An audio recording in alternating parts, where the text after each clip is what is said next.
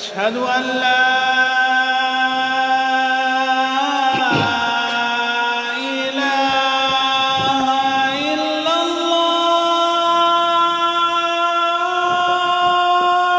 أشهد أن لا إله إلا الله.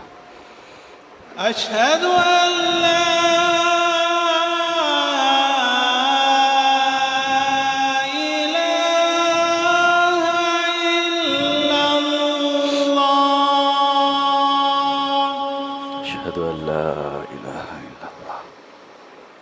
أشهد أن محمدًا رسول الله.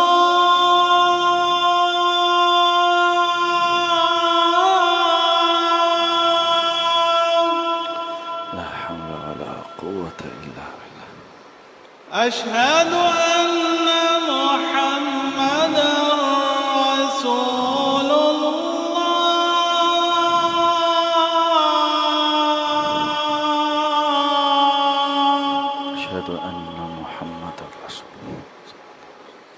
حي على الصلاة.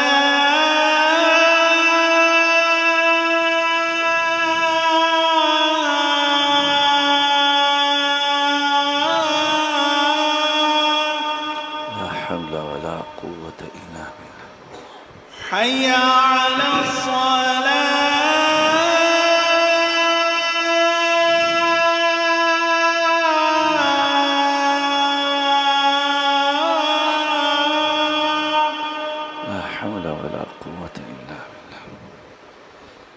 حي على الفلاح.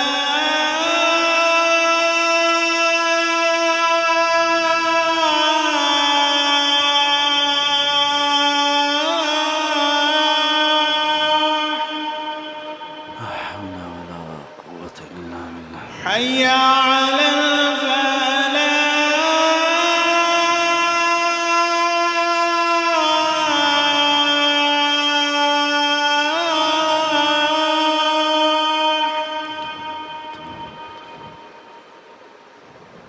الله أكبر.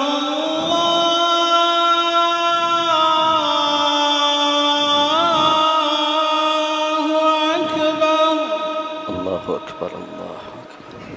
لا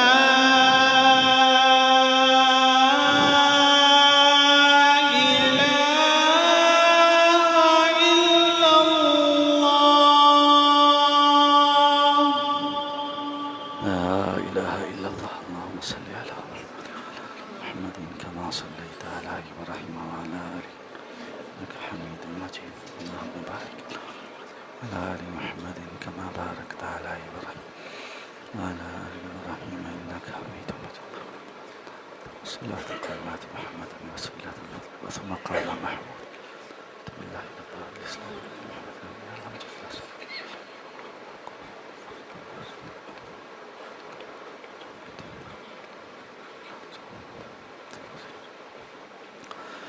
السلام عليكم ورحمة الله وبركاته. إن الحمد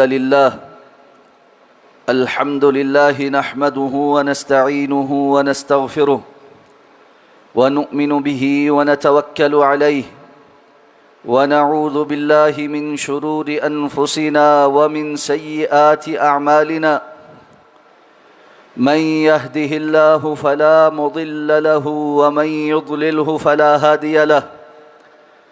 وأشهد أن لا إله إلا الله وحده لا شريك له وأشهد أن محمدًا عبده ورسوله. اللهم صل على محمد وعلى آل محمد كما صليت على إبراهيم وعلى آل إبراهيم إنك حميد مجيد. اللهم بارك على محمد وعلى آل محمد كما باركت على إبراهيم وعلى آل إبراهيم إنك حميد مجيد.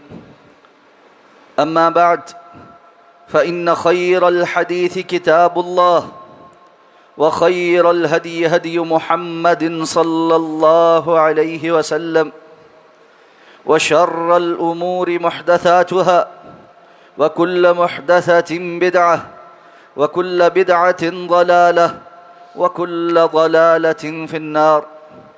رب اشرح لي صدري ويسر لي أمري واحلل عقدة من لساني يفقه قولي. اللهم انفعنا بما علمتنا وعلمنا ما ينفعنا وزدنا علما. رب أعوذ بك من همزات الشياطين وأعوذ بك رب أن يحضرون. أما بعد، فأعوذ بالله من الشيطان الرجيم. وإلى مدين أخاهم شعيبا فقال يا قوم اعبدوا الله وارجوا اليوم الآخر ولا تعثوا في الأرض مفسدين. فكذبوه فأخذتهم الرجفة فأصبحوا في دارهم جاثمين. وعادا وثمود وقد تبين لكم من مساكنهم وزين لهم الشيطان أعمالهم فصدهم عن السبيل وكانوا مستبصرين. وقارون وفرعون وهامان ولقد جاءهم موسى بالبينات فاستكبروا في الأرض وما كانوا سابقين. فكلا أخذنا بذنبه فمنهم من أرسلنا عليه حاصبا ومنهم من أخذته الصيحة ومنهم من خسفنا به الأرض ومنهم من أغرقنا. وما كان الله ليظلمهم ولكن كانوا أنفسهم يظلمون. مثل الذين اتخذوا من دون الله أولياء كمثل العنكبوت اتخذت بيتا وإن أوهن البيوت لبيت العنكبوت لو كانوا يعلمون.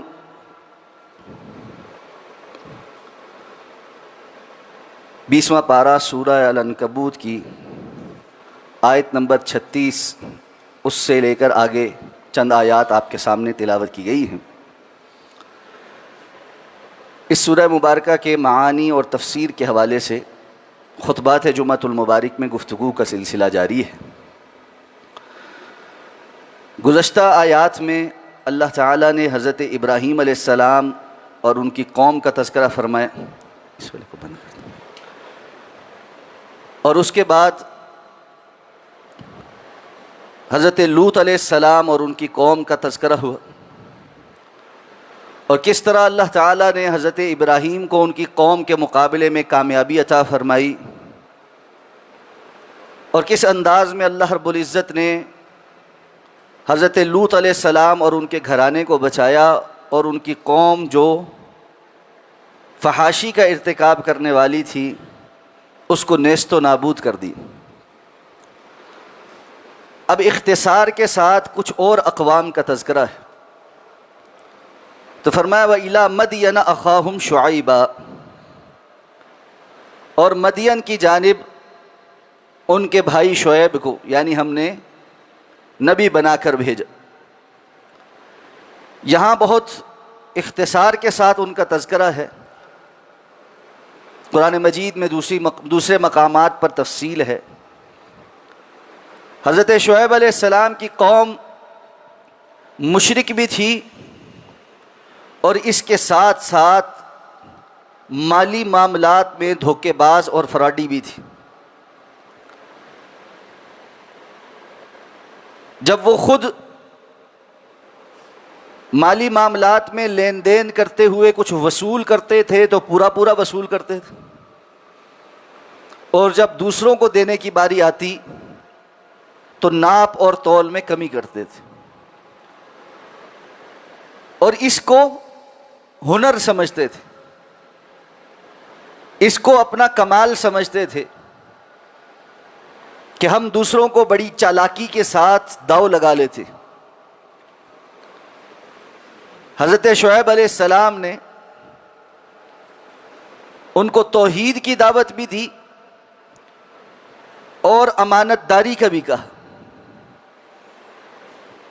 قرآن کہتا ہے جب حضرت شعیب نے ان کو سمجھایا تو بجائے اس کے کہ وہ اس بات کو تسلیم کرتے آگے سے کہنے لگے یا شعیب ما نفقہ کثیرا مما تقول وإنا لنراک فینا ضعیفا. اے شعیب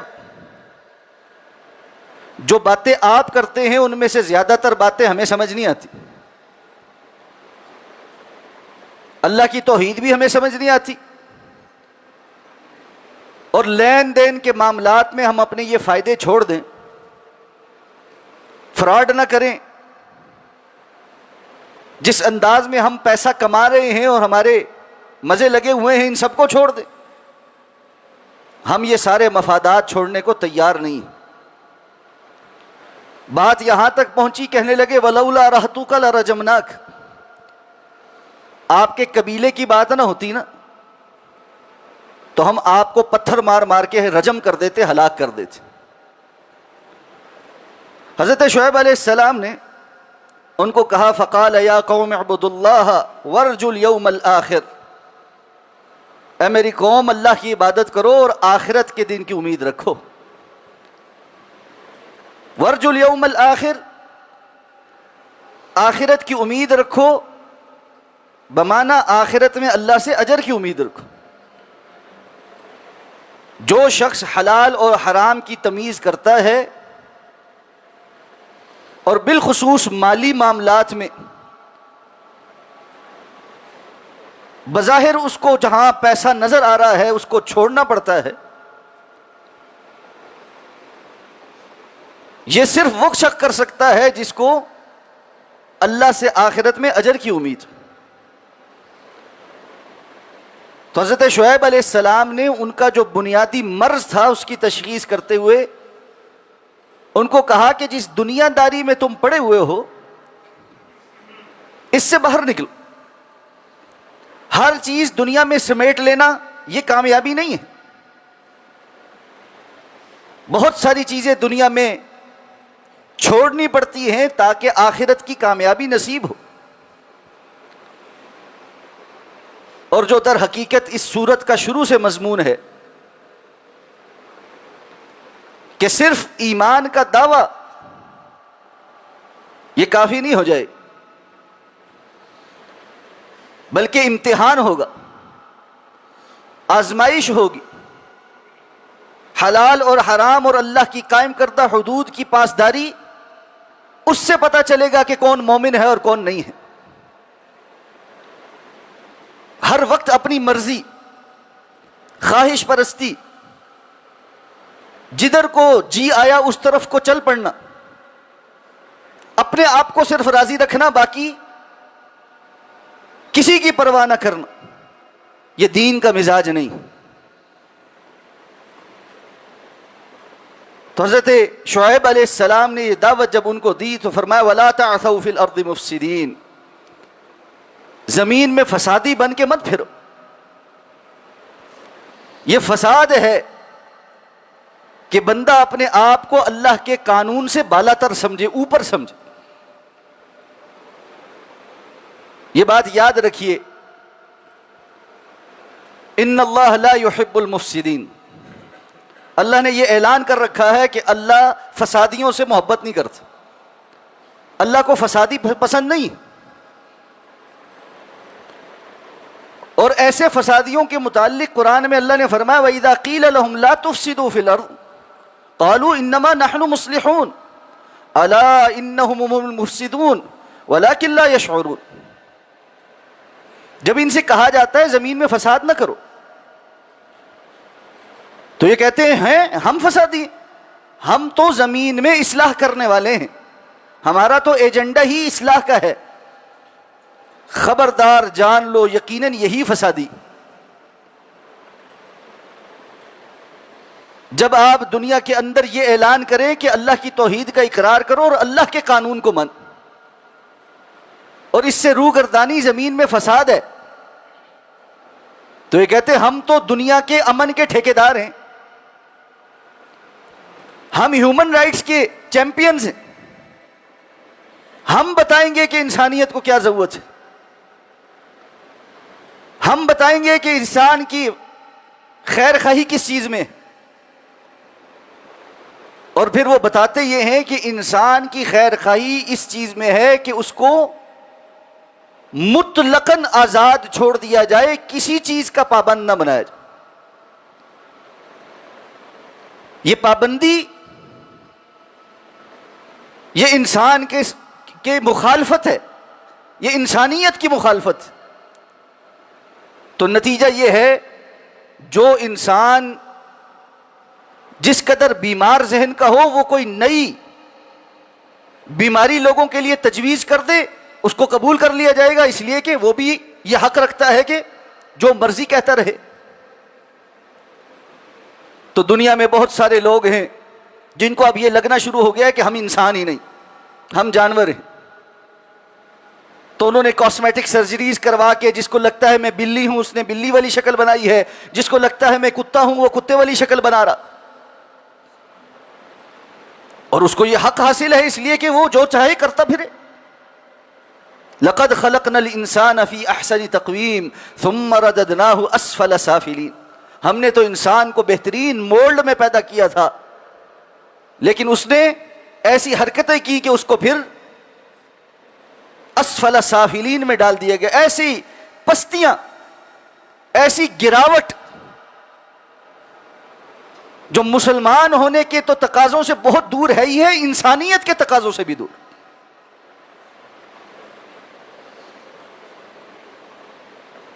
تو حضرت شعیب علیہ السلام نے کہا یہ زمین میں فسادی بن کے مت پھر، اور یہ بات ذہن میں رکھنی چاہیے کہ یہ فساد کیا ہے؟ ہر وہ چیز جو اللہ اور اللہ کے رسول صلی اللہ علیہ وسلم نے بتائی ہے اس کو چھوڑ کر کچھ اور اختیار کرنا، اس معاملے میں فساد۔ تو ہم میں سے ہر شخص زمین میں کسی نہ کسی فساد کا مرتکب، کوئی زیادہ کوئی تھوڑا، اور دعویٰ سب کا یہ ہے کہ میں تو بہت بڑا مصلح، بشمول میرے مجھے کوئی شخص نہیں ملا جو یہ کہتا ہو کہ میں نے کوئی فساد نہیں کی۔ ہر بندہ یہ کہتا ہے میں تو اصلاح میں ہی ہوں، لیکن پتہ یہ چلتا ہے کہ بہت ساری جگہوں پر ہم فساد کا شکار ہوتے۔ تو حضرت شعیب علیہ السلام کی قوم کا بڑا فساد یہ تھا کہ وہ مشرک ہونے کے ساتھ ساتھ کرپٹ تھے، مالی معاملات میں دھوکے باز اور فراڈی تھے۔ جب حضرت شعیب علیہ السلام نے یہ دعوت ان کو دی فَكَذَّبُوهُ، تو انہوں نے ان کو جھٹلا دیا، اور میں نے چند آیات آپ کے سامنے رکھی کہ کس طرح ببانگے دھول منہ سے مغلظات نکالتے ہوئے حضرت شعیب علیہ السلام کو دھمکیاں بھی دیتے تھے اور ان کا انکار بھی کرتے۔ فَأَخَذَتْهُمُ الرَّجْفَةُ، تو ان کو ایک زلزلے نے آن پکڑا۔ فَأَصْبَحُوا فِي دَارِهِمْ جَاثِمِينَ، تو وہ اپنے گھروں کے اندر ہی گھٹنوں کے بل گرا دیے گئے، یعنی ان کے وہ گھر جو انہوں نے اس حرام کے پیسے سے کما کر بنائے تھے بڑے شاندار، ایسا زلزلہ آیا کہ وہ جس طرح انسان گھٹنوں پر گر جاتا ہے اس طرح ان کے گھر گھٹنوں پر گر کے انہی کے اوپر اس طرح آن گرے کہ وہی ان کے قبرستان بن گئے۔ وہ مال جس کی محبت میں وہ اللہ کی مخالفت کرتے تھے، حضرت شعیب علیہ السلام کی مخالفت کرتے تھے، وہی ان کی ہلاکت کا سبب بن گئے۔ فرمایا وعاد وثمود، اور اسی طرح عاد اور سمود بھی وَقَدْ تَبَيَّنَ لَكُم مِّن مَّسَاكِنِهِمْ، اور البتہ تمہارے لیے ان کی بعض بستیاں بیان کر دی گئی ہیں۔ قوم عاد اور قوم سمود یہ دو عرب کی بستیاں، قوم عاد کی طرف حضرت ہود علیہ السلام اور قوم سمود کی طرف ان کے نبی کو بھیجا گیا حضرت صالح علیہ السلام۔ قوم عاد یہ یمن کے علاقے اور اس کے حضرموت اس کے ارد گرد بسنے والے لوگ تھے۔ قوم سمود یہ مدائن صالح العلا والی جو سائڈ ہے، آج بھی وہاں پر ان کے کھنڈرات موجود ہیں۔ مشرکین مکہ اور عرب کے لوگ جن تجارتی راستوں پر سفر کرتے تھے، یہ دونوں بستیوں کے کھنڈرات اور عجائبات جو ہے وہ ان رستوں پر پڑتے تھے۔ تو اللہ نے فرمایا ہم نے عاد اور سمود کی باقیات تو ان کے گھروں میں سے، ان کے محلوں میں سے کچھ تمہارے لیے بیان کر دی ہیں کہ تم ان کو دیکھ کر عبرت پکڑ سکتے ہو کہ یہ جب یہاں رہتے تھے تو کیسی شاہانہ زندگی گزارتے ہوں گے، لیکن آج عبرت کا نمونہ بنے ہوئے۔ متعدد بار قوم عاد اور قوم سمود کے احوال بیان ہو چکے ہیں۔ قوم عاد التی لم یخلق مثلها فی البلاد، ایسے قد کاٹ اور طاقت والے جن جیسے اللہ نے فرمایا ہم نے پیدا ہی نہیں کی، اور جن کا یہ خیال تھا کہ کوئی چیز ہمارا کچھ بگاڑ نہیں سکتی۔ قوم سمود پہاڑوں کو تراش کر شاندار آرکیٹیکٹ کے ساتھ گھر تعمیر کر کے ان بڑے بڑے پتھروں کے گھروں کے اندر رہنے والے، جن کا خیال تھا کوئی ہوا، کوئی نیچرل ڈیزاسٹر کچھ ہمارا نہیں بگاڑ سکے گا۔ تو اللہ نے فرمایا وَزَيَّنَ لَهُمُ الشَّيْطَانُ أَعْمَالَهُمْ، شیطان نے ان کے لیے ان کے اعمال کو بھی مزین کر دیا۔ فَصَدَّهُمْ عَنِ السَّبِيلِ، تو انہیں رستے سے روک دیا۔ وَكَانُوا مُسْتَبْصِرِينَ، جبکہ وہ بڑے ہی سمجھدار تھے، دنیاوی معاملات میں بڑی سوجھ بوجھ رکھنے والے تھے، ایسا نہیں تھا کہ بے وقوف تھے۔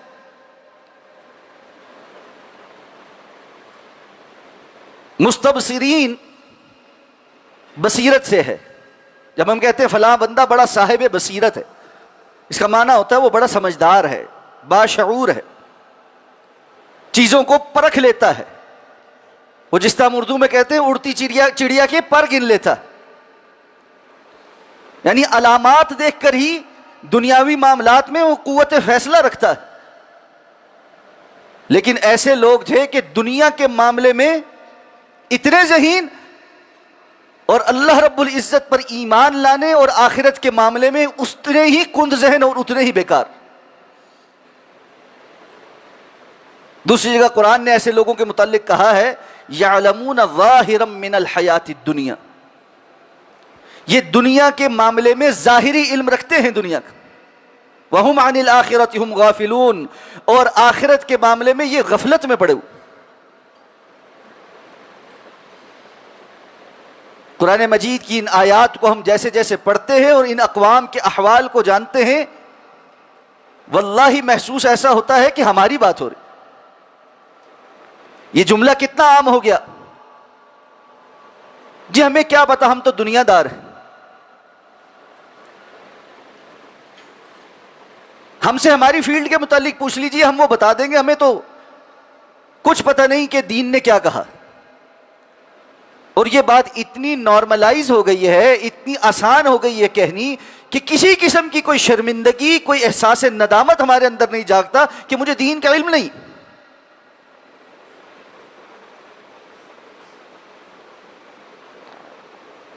آپ نے بھی ایسے بہت سے لوگ دیکھے ہوں گے اور میں نے بہت سے دیکھے، اللہ نے ان کو دنیاوی ترقی دے دی، کاروبار میں کامیابی دے دی، لیکن پڑھے لکھے نہیں، پڑھائی نہیں کی۔ دنیاوی طور پر جس کو ہم سو کالڈ پڑھا لکھا کہتے ہیں، اس کے معاملے میں وہ نہیں پڑھ لکھ سکے، لیکن کاروبار میں، پیسے میں بہت اللہ نے آگے بڑھا دیا۔ ہم نے دیکھا کہ انہوں نے آگے متعدد ایسے لوگ رکھے ہیں جو ان کے معاملات کو جو ہے نا وہ سنبھالتے ہیں، تاکہ یہ ظاہر نہ ہو سکے کہ یہ بندہ انگوٹھا چھاپ، کہ اس کو یہ گلٹ رہتا ہے کہ میرے اندر ایک کمی ہے۔ حالانکہ اگر کوئی بندہ دنیاوی طور پر نہیں پڑھ سکا تو بہت ساری دنیا نہیں پڑھ سکتی، یہ کوئی عیب نہیں ہے، یہ کوئی معیار نہیں ہے۔ یہ تو بہت بعد کے ہم نے معیار بنائے کہ پڑھائی یہ ہوتی ہے، لکھائی یہ ہوتی ہے۔ اس سے پہلے بھی دنیا جیتی تھی، اس کے بعد بھی جی لے گی۔ لیکن اس شخص کو اس بات کی پرواہ ہوتی ہے کہ میں اچھا پڑھ لکھ نہیں سکتا، اور پھر ہم نے دیکھا وہ اپنی نسلوں کو بہت اچھا پڑھاتا ہے کہ جو کمی میرے میں رہ گئی وہ میری نسلوں میں نہ رہ جائے۔ اور یہ انسان کی فطرت میں سے ہے کہ وہ یہ چاہتا ہے کہ میری زندگی میں جو کمی رہ گئی ہے میری اولاد کی زندگی میں نہ رہ جائے۔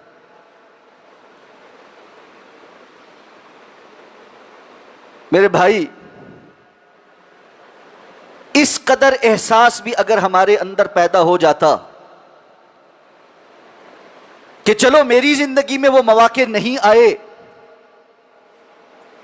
کہ میں دین کا ویسا علم حاصل کر سکتا، مجھے اس کا تھوڑا سا گلٹ اپنے اندر فیل ہوتا اور میں اس کے نتیجے میں اپنی اولاد کے لیے وہ مواقع پیدا کرتا، اس طرف توجہ کرتا کہ ان کے اندر یہ کمی نہ رہ جائے۔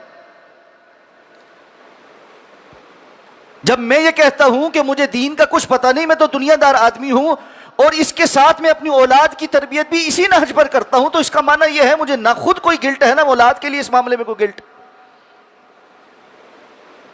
وَكَانُوا مُسْتَبْصِرِينَ، وہ دنیا کے معاملے میں بڑے سمجھدار تھے۔ آج دنیا دنیاوی معاملات میں جتنی سمجھدار ہے، شاید کہ تاریخ انسانی میں اس کی مثال کم کم ملتی ہے۔ سمندروں کے سینے ہم نے چیر دیے، آسمانوں کی بلندیوں پر بادلوں کو چھونے والی بڑی لمبی چوڑی عمارتیں ہم نے تعمیر کر دی، ہواؤں کو مسخر کر کے جہازوں میں اڑنا شروع کر دیا۔ انسان زمین کے دائرہ کار سے باہر نکل کے فضا میں پہنچ گیا۔ دنیا ہم اتنی جانتے ہیں، اور دنیا کے لیے صبح سے لے کے رات تک اس قدر محنت ہے۔ جب نماز کی اور آخرت کی بات آئے تو آگے سے کہتے ہو اللہ سے دعا مانگو اللہ توفیق دے۔ دنیا کے معاملے میں یہ کیوں نہیں کہتے اللہ سے دعا مانگو بس اللہ ہمیں توفیق دے دے، ہمارا رزق آ جائے؟ وہاں اپنے لیے بھی، اولادوں کے لیے بھی، نسلوں کے لیے بھی کڑتے ہو، جلتے ہو، محنت کرتے ہو، وسائل لگاتے ہو، صبح سے لے کے رات تک اور رات سے لے کے دن ہونے تک ہر وقت سوچتے ہو۔ وَكَانُوا مُسْتَبْصِرِينَ، دنیا کے معاملوں کو وہ بڑے اچھے طریقے سے جاننے والے تھے، لیکن اس دنیا نے ان کو کوئی فائدہ نہیں دی۔ پھر اللہ نے فرمایا صرف یہی نہیں، وَقَارُونَ وَفِرْعَوْنَ وَحَامَانَ، ان مثالوں میں قارون بھی ہے، فرعون بھی ہے، حامان بھی ہے۔ قارون کون تھا؟ کان من قوم موسیٰ، حسب نسب میں موسیٰ علیہ السلام کا رشتہ دار تھا۔ رشتہ داری موسیٰ علیہ السلام کے ساتھ، وفاداری فرعون کے ساتھ، نسبت موسیٰ علیہ السلام کی طرف، رجحان فرعون کی طرف۔ پیسہ کتنا؟ ایک بڑی جماعت، قرآن کہتا ہے اس کے خزانوں کی چابیاں صرف اٹھاتی تھی۔ وفرعون، اور فرعون بھی ہے، اختیار، حکومت، اور حامان بھی ہے۔ کون ہے؟ وزیر ہے فرعون کا، ظلم کے نظام کو تشکیل دینے والا، اس کو سپورٹ فراہم کرنے والا۔ قارون اور فرعون کے گٹھ جوڑ کو ٹیکنیکل سہولت فراہم کرنے والا، یہ ٹرائکا ہے. مالدار لوگوں کا، صاحب اختیار لوگوں کا، حکومت والوں کا، اور ان کو فیسیلیٹیٹ کرنے والے ٹٹوؤں کا. میں نے ایک لفظ استعمال کیا ہے، یہ تھوڑا رقیق لفظ ہے، لیکن اس سوچ اور اس مینٹیلٹی کی جو قباحت ہے وہ آپ کے سامنے واضح ہو جائے، اس کے لیے میں نے یہ لفظ استعمال.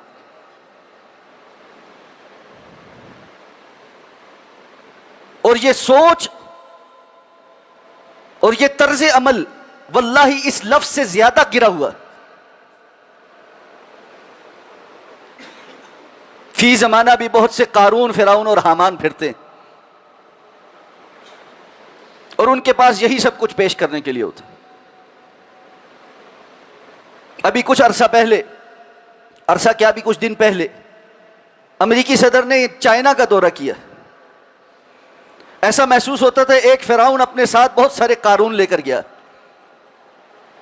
ایلون مسک تھا اس کے ساتھ، اور بہت سارے اور بڑے بڑے قارون تھے جو پوری دنیا کے اندر اپنا ایک فساد کا نظام برپا کیے ہوئے، اور ان کو فیسیلیٹیٹ کرنے والے، ان کی خدمت کرنے والے، دنیا کے اندر ان کے ایجنڈے کو نافذ کرنے والے، ان کے ادارے، ان کی ایجنسیز، ان کے کہنے پر ہر قسم کے سیاہ کو سفید کرنے والے اور سفید کو سیاہ کرنے والے.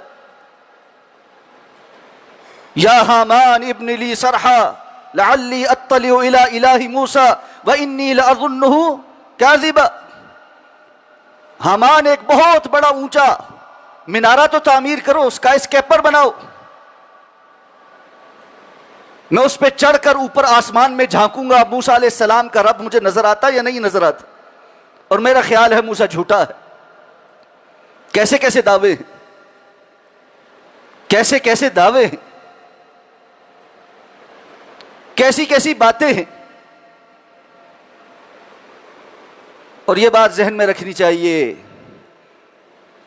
یہ 3 شخص نہیں ہیں، یہ 3 رویے ہیں. ہم میں سے بہت سارے لوگوں کے اندر ایک قارون بیٹھا ہے، فرعون بیٹھا ہے، حامان بیٹھا. 4 پیسے آ جائیں ہم قارون ہیں. وہ کیا کہتا تھا؟ اس کو کہا اللہ نے تجھ پر احسان کیا ہے، اتنا کچھ دیا ہے، کچھ اللہ کے راستے میں بھی خرچ کیا کر، کچھ غریبوں کا خیال بھی کیا کر. کہتا ہے یہ کیوں؟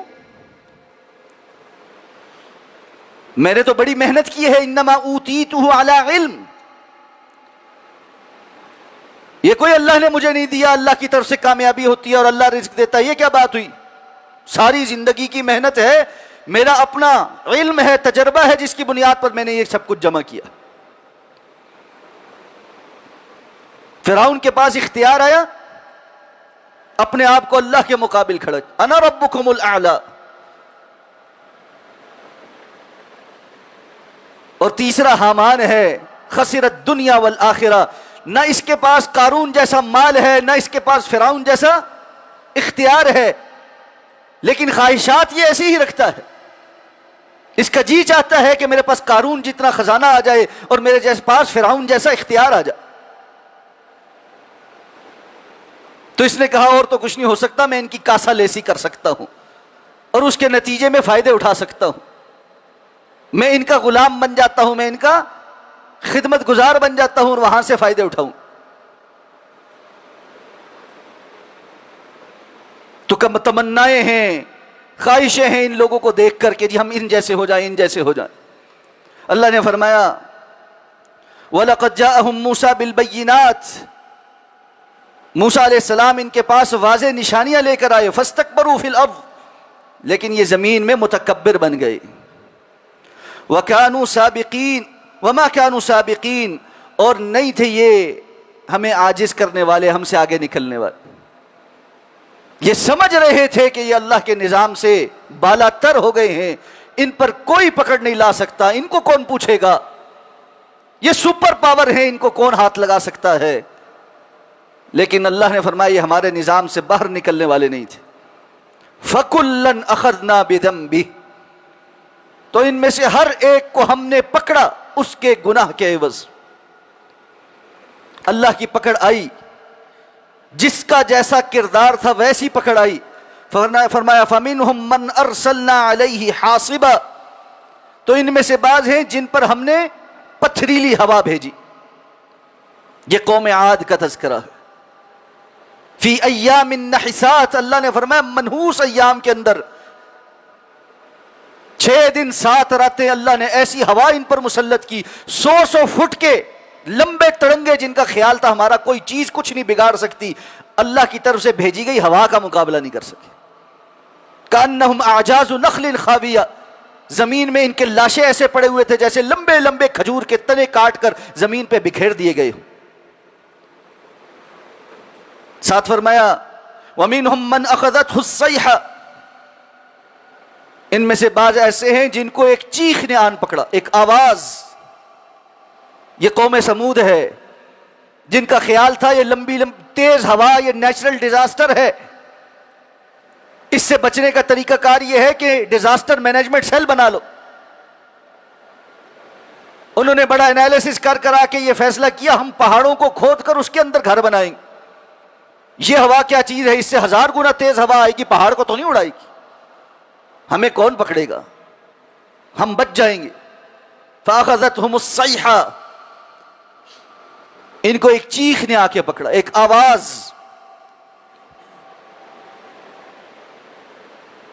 اور یہ آواز ایسی تھی جس نے ان کے دل پھاڑ دیے، جو جہاں تھا اس کو اٹھنے کی مہلت بھی نہیں ملی. پھر اس کے بعد فرمایا وَمِنْهُمْ مَنْ خَسَفْنَا بِهِ الْأَرْضِ، اور ان میں سے بعض ہیں جن کو ہم نے زمین میں دھسا دیا. یہ قارون ہے جو گھر سے بڑی شان و شوکت کے ساتھ نکلا اور لوگوں نے دیکھتے ہوئے تمنا کی یا لیت لنا مثل ما اوتی قارون، کاش کہ جو شان و شوکت اور مال اس کو ملا ہے ہمیں بھی مل جاتا. فخسفنا به وبداره الارض، اللہ نے فرمایا ہم نے اسے اس کے محل سمیت زمین کے اندر دھسا دیا.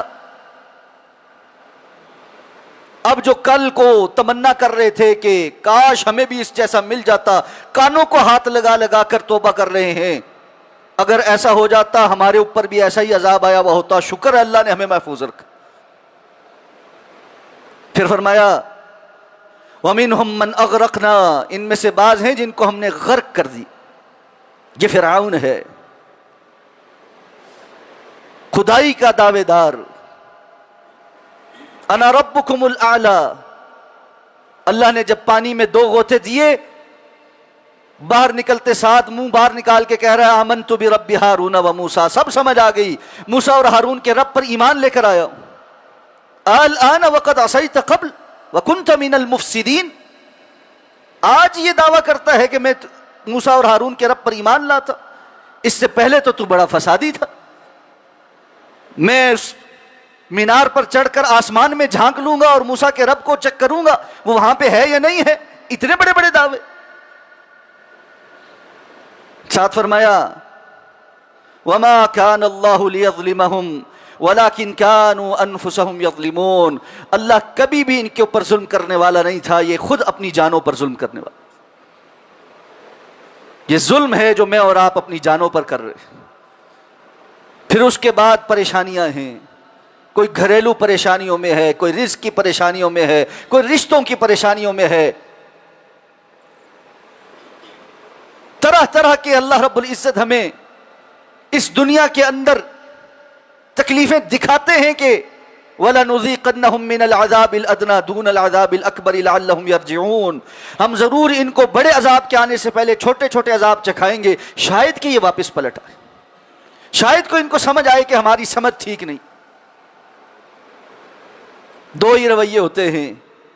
ایک رویہ یہ ہے اللہ کی آیات کو سن کر بندہ سمجھے کہ اللہ کی آیات ہیں، اللہ رب العزت نے مجھے بتا دیا ہے، میری سمجھ ٹھیک نہیں، مجھے سمجھ ٹھیک کر لینی چاہیے، اور بندہ اللہ کی طرف پلٹ جائے، اپنی زندگی پر نظر دوڑائے، اصلاح کی طرف آئے.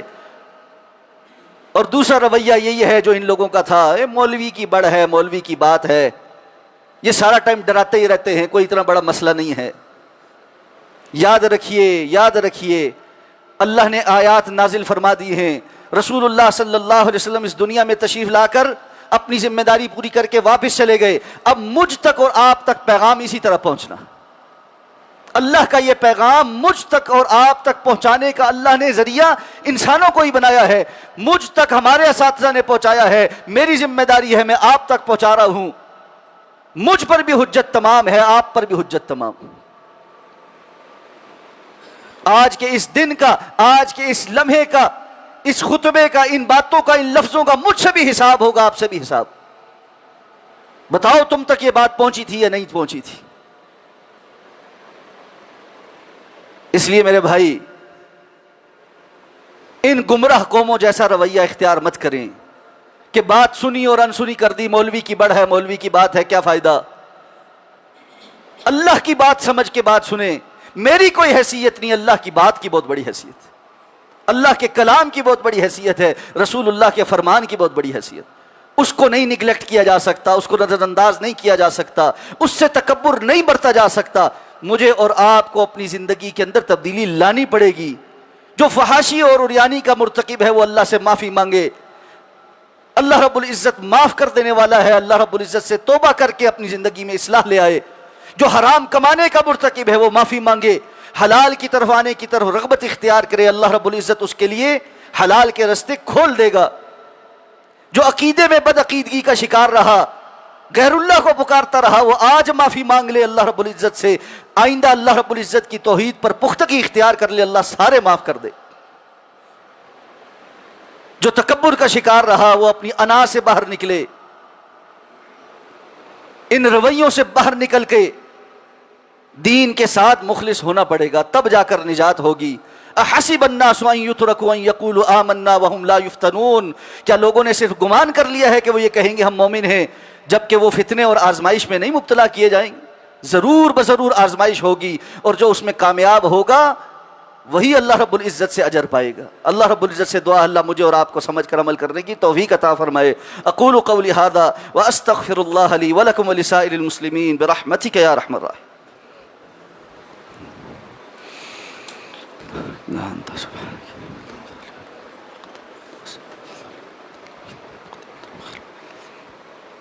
ان الحمد للہ نحمده ونستعینه ونستغفره ونؤمن به ونتوکل علیہ ونعوذ باللہ من شرور انفسنا ومن سیئات اعمالنا من يهده الله فلا مضل له ومن يضلله فلا هادي له واشهد ان لا اله الا الله وحده لا شريك له واشهد ان محمدا عبده ورسوله اللهم اغفر لنا ولوالدينا ولأساتذتنا ولجميع المؤمنين والمؤمنات والمسلمين والمسلمات الأحياء منهم والأموات إنك قريب مجيب الدعوات يا رب العالمين اللهم اغفر لنا ما قدمنا وما أخرنا وما أسررنا وما أعلنا وما أنت أعلم به منا أنت المقدم وأنت المؤخر لا إله إلا أنت اللهم رحمتك نرجو فلا تكلنا إلى أنفسنا طرفة عين